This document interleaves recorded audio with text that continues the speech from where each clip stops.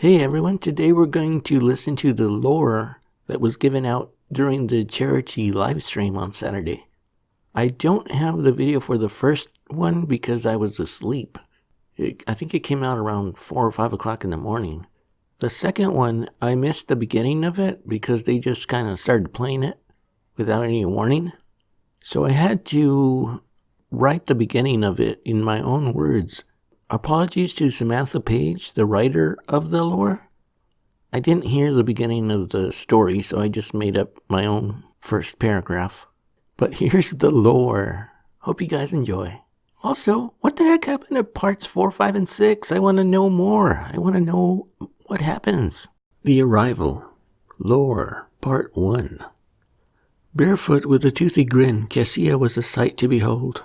Gangly and lanky, she hardly seemed accustomed to her newfound height. No, this overgrown child clung to her tomboy ways as deeply as she clung to the wooden ship of her father's creation. Dangled from the ropes like an eager chimp, the breeze tossed her locks into a matted mess. "Look, Strahigo!"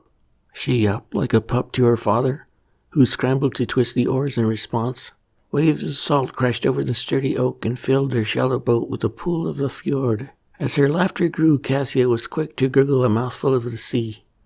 Disgusted, her huge tongue was sent into a fit as she tried to spit it all out. Now it was her father's turn to laugh at his daughter. Bells were soft at first, but grew alongside shouts. They were at last home and greeted by the village's children. Young boys with braided heads jumped and waved as they raced the boat along the shoreline. Cassia beamed. Now was a perfect chance to show off. Slowly she turned to her father and eyed his oars with a pleadful look. A challenge had been issued. The two stared in battle of wills, her puppy eyes fixed against his strong fatherly gaze.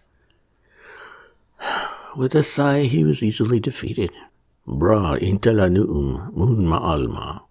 Her jump for glee nearly sent her straight over the side. Practiced arms, however, were quick to scoop her up. Steadied within her father's protection, she laughed once more as she took his place at the end of the ship. Timid hands grasped the splintering wood before her audience. With held-in breath, Cassia dipped the oar into the crystal waves. In a bid for concentration, she bit down on her peeked-out tongue. Eyes fixed heavily on the nearing dock. Beside her, her father's hand began to hover nervously, ready to take over if she had sent them all crashing forward. Cassia swatted his hands away, playfully though. It seemed she was a natural. Smoothly, she glided them to the side of the dock. As the wooden ship brushed against the pier and moaned, the girl ran to throw the rope upon the walkway for anchoring. Like a tightrope walker, she moved with similar grace along the rails, eager to show off the sailor's knot she'd been taught. Morakel leaned back with beaming pride as he watched on in silence.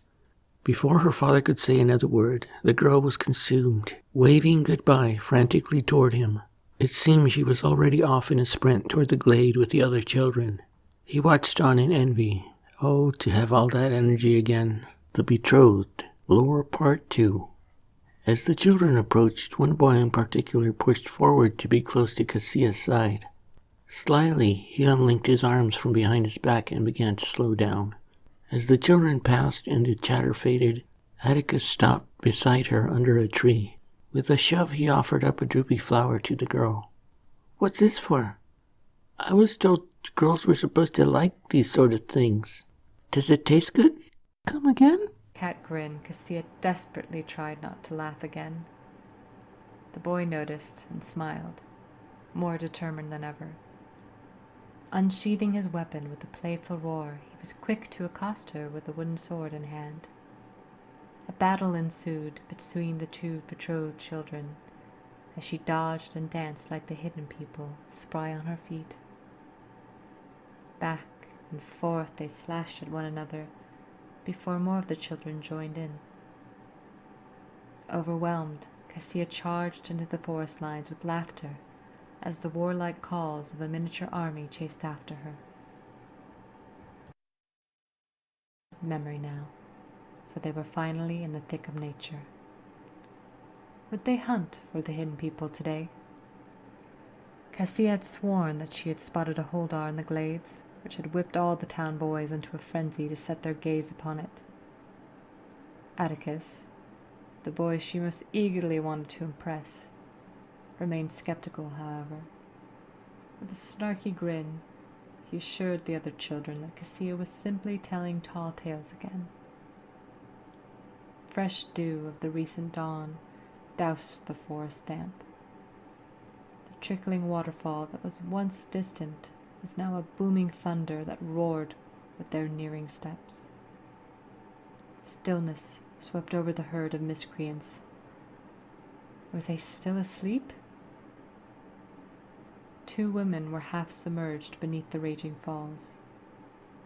Blinking as if to cast this farce from view, Cassia's eyes traveled the length of their bodies before she inhaled a quick, excitable shock. Turning to Atticus, she pointed for his gaze to follow. Flickering back and forth, impish tails adorned the creatures' backs. The girl slowly bent close to the other children. She let out an excitable word as she practically tackled them with jumping joy. Holdars! Exchanged faces of shock from the whole of the party. Once more, Cassia's stories had proven to be right. With whispered giggles, the boys eagerly gawked at what splendors the creature might do next. A rustling of the above trees was all it took to break Cassia's wonder, however. While Atticus and the village boys stared on in delight, Cassia's head turned with the ferocity of a mother lion protecting her flock of cubs. With studious eyes, she peered into the still forest, hand twitching towards her blade.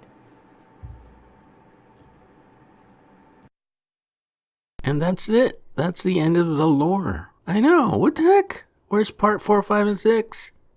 Since this is in video form, maybe they'll upload it to YouTube so we can watch the whole thing. The charity cast was a huge success. They raised over $19,000 for the kids' hospital. Woohoo!